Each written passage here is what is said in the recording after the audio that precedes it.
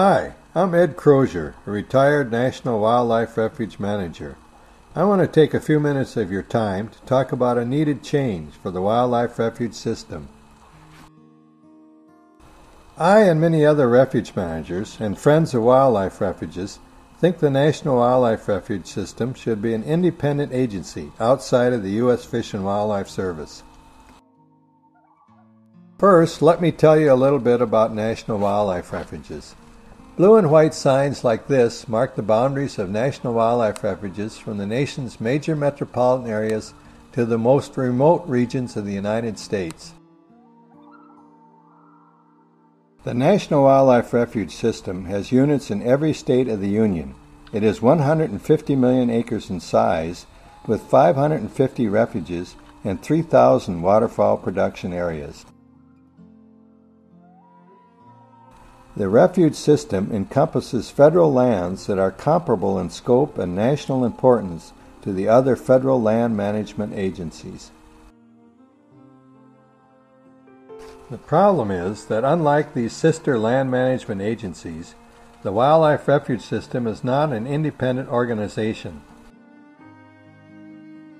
It is only one of many complex programs administered by the U.S. Fish and Wildlife Service. As such, the refuge system lacks recognition, stature, and agency autonomy. The solution is to create a separate independent agency, a National Wildlife Refuge Service.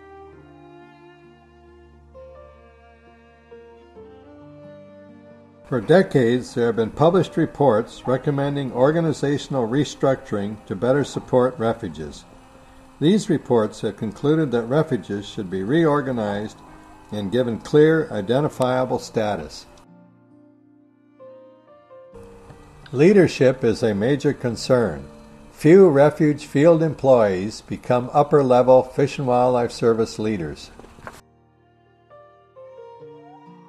Because there is almost no refuge field experience among top Fish and Wildlife Service managers, there is a lack of knowledge and advocacy for wildlife refuges among the top Fish and Wildlife Service leaders. This lack of advocacy has resulted in diminished resources for wildlife refuges.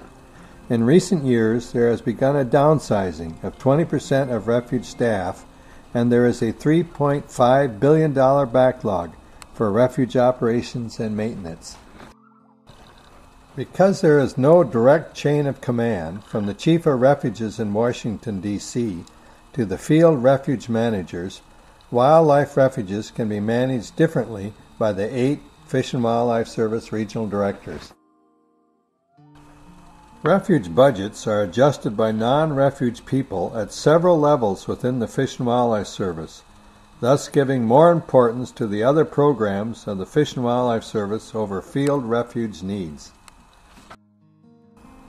With no standalone budget visibility at the congressional level, the National Wildlife Refuge System has not fared well, with little chance of improvement. The Refuge Improvement Act and Promises for a New Century, published by the Fish and Wildlife Service, are excellent blueprints for the future, but they are not enough. A refuge service is needed to effectively manage the National Wildlife Refuges.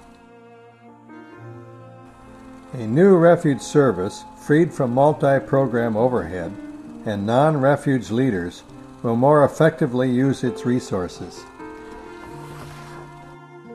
It has been suggested that the Fish and Wildlife Service could not survive without the refuge system, but it is more likely it could be managed better without National Wildlife Refuges. In summary, the refuge system has outgrown the U.S. Fish and Wildlife Service. It is time for wildlife refuges to be independent as a separate National Wildlife Refuge Service.